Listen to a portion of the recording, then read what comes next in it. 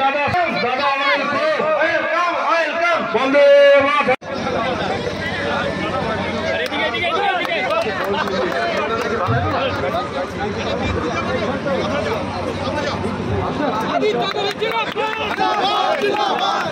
অজিত চৌধুরী জিন্দাবাদ জিন্দাবাদ অজিত চৌধুরী জিন্দাবাদ জিন্দাবাদ অজিত চৌধুরী জিন্দাবাদ জিন্দাবাদ।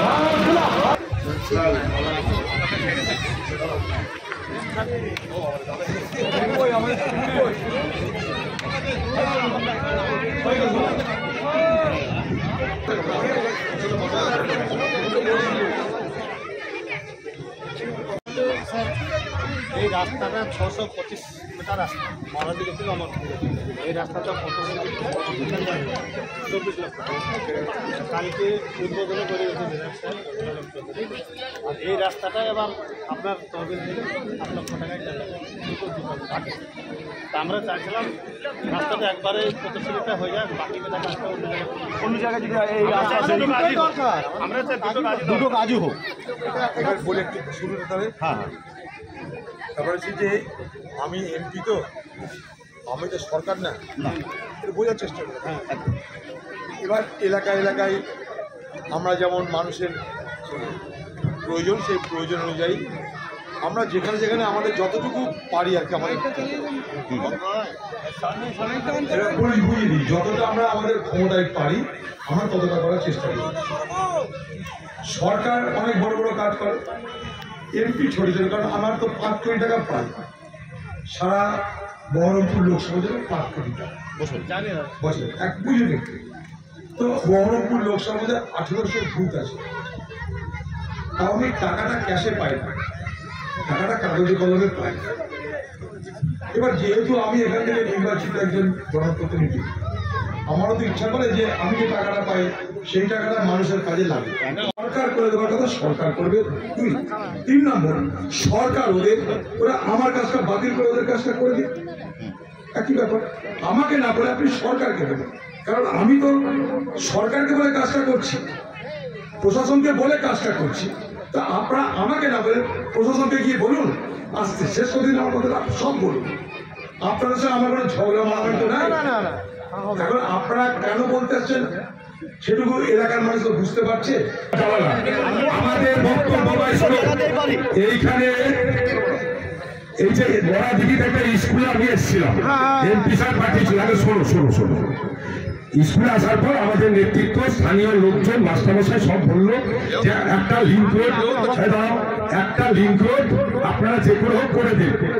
এমপি সাহেব কি বললো, সীমিত ক্ষমতা। তা আমি দেখলাম যে সীমিত ক্ষমতায় প্রথমে লোক যাওয়ার মতন করে দিই। এইবার এটা কবে করেছি, 11 তারিখে হয়েছে, তার মধ্যে টেন্ডার হয়ে গেছে, ডিএম এর কাছে চলে গেছে, বিডিওর কাছে কপি চলে গেছে, বিডিওর কাছে কপি গেছে। আমার বক্তব্য ওইখান থেকে যদি ওরা করে, আমরা যেটা করবো তার থেকে মাইনাস হবে, বাধা দিচ্ছি না তো। কিন্তু আমাদের এই ডিএম এ বা সরকারের অর্ডার ভাইলেট করতে পারবো না। আমরা করি তারপর ওটা মাইনাস হবে। যেমন দাদা বললেন পাঠিয়েছে বা এসেছো, আমাকে বলছো না। সরি এখন আমি বলি, আমি আমার এমপি সাহেবকে অবশ্যই বলবো, এমপিটা শুধু কংগ্রেস বা সিপিএম বা আমাদের সবার আমার এই আমাদের এখানকার টাকাটা, উন্নয়নের টাকাটা ভুলে যাক, সেটা আমরা চাই না। কাজে যেখানে এখানে 24 লক্ষ টাকা ধার্য করা হয়েছে, সেই টাকাটা বা মরাদিঘিতে বা অমরপুরে যে কোনো জায়গায় একটা করে বা আদার্স দিক থেকে ওটা আমরা চাই। সেটা অলরেডি যেটা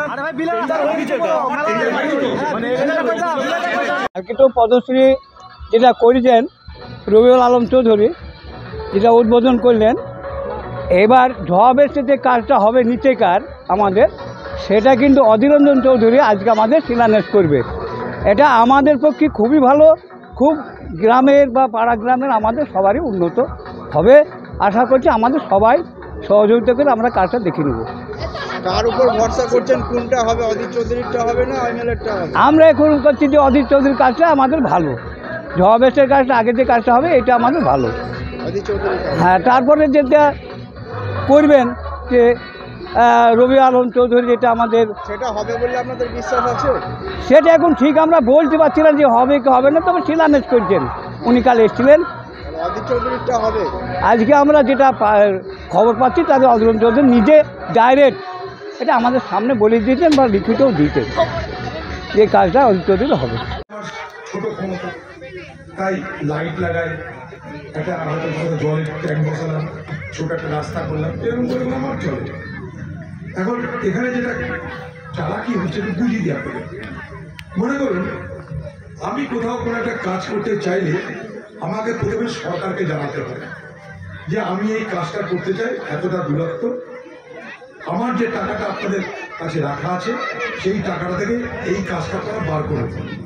বুঝতে পারলেন? নিয়ম আর কি। সরকারকে জানানো মানে সঙ্গে সঙ্গে পার্টিরা জেনে যায়।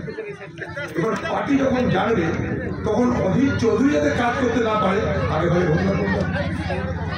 কারণ লক্ষ্য করে দেখবেন এতদিন পর্যন্ত তাদের মাথা ব্যথা হলো না যে অধীর চৌধুরী কাজটা করতে গেল তখন সঙ্গে সঙ্গে 10 কিলোমিটার পড়বে রাস্তা করবে, কথা চলে গেল।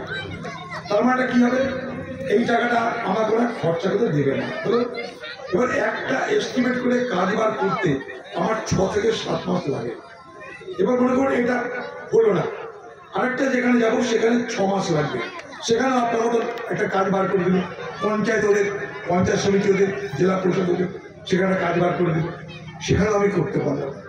আবার 6 মাস পরে আরেকটা জায়গায় করতে গেলাম, সেখানে কাজ বার করে দিল। এইবার কি হয়, এমএলএর সঙ্গে তো আমি যুদ্ধে যেতে পারি না।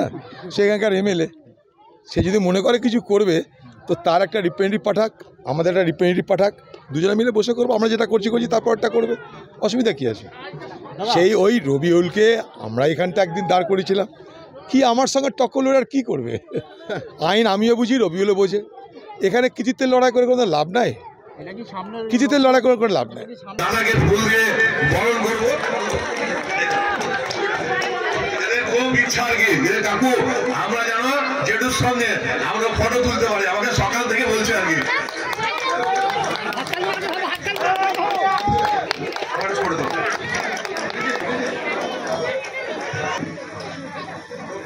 সকলকে আমি আন্তরিক অভিনন্দন জানাই, কৃতজ্ঞতা জানাই। আপনারা মোটামুটি বুঝেই গেলেন আমরা কি করতে এসেছি। এই এলাকার মানুষ আপনাদের জন্য অনেক কিছু করতে ইচ্ছা করে, আমার মন থেকে বলছি, কিন্তু করতে পারি না কারণ আমার সাথ থাকলে সাধ্যে কুলায় না, ইচ্ছা থাকলেও উপায় হয় না। তার মধ্যেও যেখানে যেটুকু পেরেছি আমি করার চেষ্টা করেছি।